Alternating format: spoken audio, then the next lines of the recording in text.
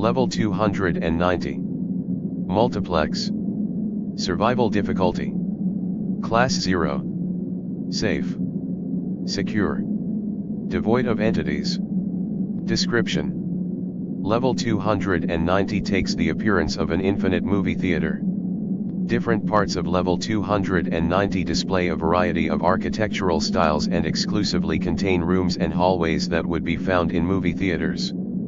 The layout of the level is much more complex than a normal front rooms theater, with hallways abruptly stopping, and doors that are right next to each other leading to wildly different parts of the level. The projectors and concession counters always seem to be in working condition, despite the fact that there are no entities on the level to maintain them. Popcorn and other snacks can often be found scattered on the floor, especially in the auditoriums. It is unknown if these are from past wanderers or if they're a natural feature of the level. Films play in the auditoriums at all times, and examinations of the projector booths show that they seem to all play on continuous reels which never run out.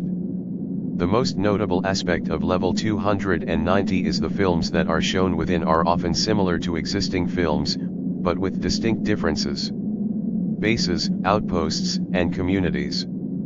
No formal bases or outposts can be found within the level. However, a wanderer named Gregory McKinnon has made the level his home, and spends much of his time watching films in the level. He is amicable, and will often help wanderers find exits to the level. Entrances and exits. Entrances. Metal doors which can be found in level 68 will lead here. The standard exits found in level 177 will occasionally lead here. Exits. Red doors found in this level will lead to level 74. Walking through a movie screen when it's playing an episode of the show associated with level 104 will lead to that level. Occasionally, doors found in the projector booths of this level will lead to level 142. Selected film log. This is a selected log of films that have been seen playing in the various auditoriums of Level 290. Most of these have been compiled by Gregory McKinnon. Title: Sleep, 1964. Original summary: a 5-hour experimental film in which a man, played by John Giorno, is filmed sleeping from various angles. Many sections of the film are looped or used more than once. Notable changes: during the third hour of the film, Giorno wakes up, and leaves the shot. The film continues as normal after this, only showing an empty bed.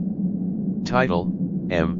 1941. Original summary: a black and white thriller which centers around attempts to find and capture serial killer Hans Beckert, played by Peter Lorre. Notable changes: the film is exactly the same until the 16-minute mark, when Beckert whistles in the Hall of the Mountain King by Edvard Grieg, as seen in the original film.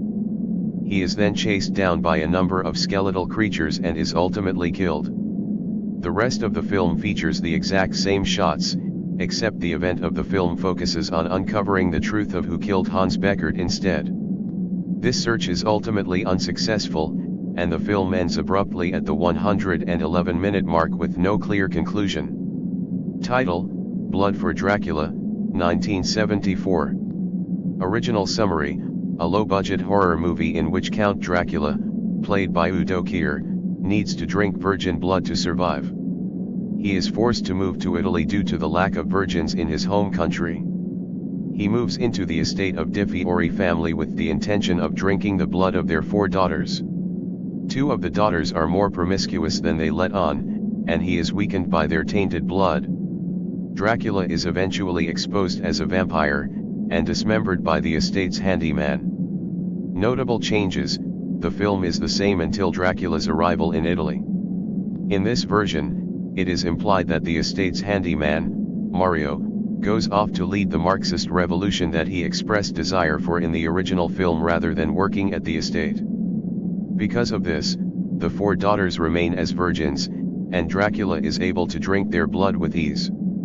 The rest of the film follows a very similar plot to the 1931 film, Dracula, with the Count being hunted down by various townsfolk, ending in a standoff between him and Van Helsing, leading to the death of Dracula.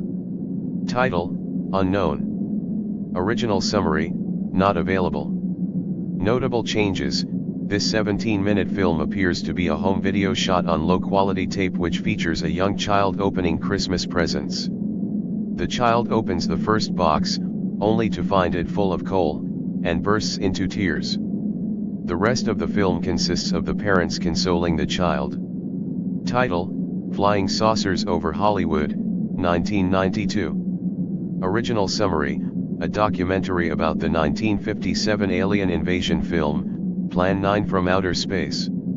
It details the life of director Ed Wood, and the lasting cultural impact of the film. Notable changes: the film features many similar interviews, except everyone involved acts as if Plan 9 from Outer Space itself was a documentary about a real alien invasion. The film goes in depth into how Ed Wood was able to avoid notice of the film's various characters while capturing the footage, including elaborate descriptions of hiding places and improvised camouflage suits. Notably absent from the film are interviews with Vampira, one of the film's stars, as she is said to have died in 1956 and temporarily resurrected as depicted in the film. Title: Unknown. Original summary: the original plot of this episode is unknown, but the general plot of the TV follows that of an episodic sitcom starring facelings and leaning into many of the common cliches associated with such shows. Notable changes: although all of the dialogue for this episode was reported to be unnatural guttural sounds produced by the faceling actors, the viewer reported being able to instinctively understand the plot of the episode through an unknown mechanism. The episode opened with its signature blank title screen and instrumental theme song, then transitioning into the first scene. The rest of the episode follows two young facelings as they go on a search for a rare cryptid known as the baby train. After a number of gags where they believe themselves to have found the aforementioned baby train, only for it to be revealed that it was just a neighborhood cat, or a normal train, they give up and go home, declaring the baby train to be only a myth. The last shot zooms in on the background to show a small train with a human baby's face on it driving around just out of their view. Title: Party Rock Anthem, 2011. Original summary: a 6-minute music video created by American pop duo LMFAO, which shows a dystopian future where everyone had been infected by their single, Party Rock Anthem in the month following its release. These people behave like dancing zombies, and spend all day shuffling to the song. The duo then has to play along to avoid the horde infecting them. They ultimately succumb to the party rock. Notable changes: this version is 103 minutes long, and takes place in the time when the members of LMFAO were said to be in a party rock-induced coma. It follows a completely different cast of characters as they try to stay safe from the zombie-like party rocker invasion. The film ends in a standoff as the two main characters, played by John Malkovich and Jamie Lee Curtis, attempt to fight off a horde of party rockers using various handmade weapons. They ultimately succumb to the party rock, and the film cuts to the credits. Footnotes. 1. This is believed to be an episode of the TV show associated with Level 104.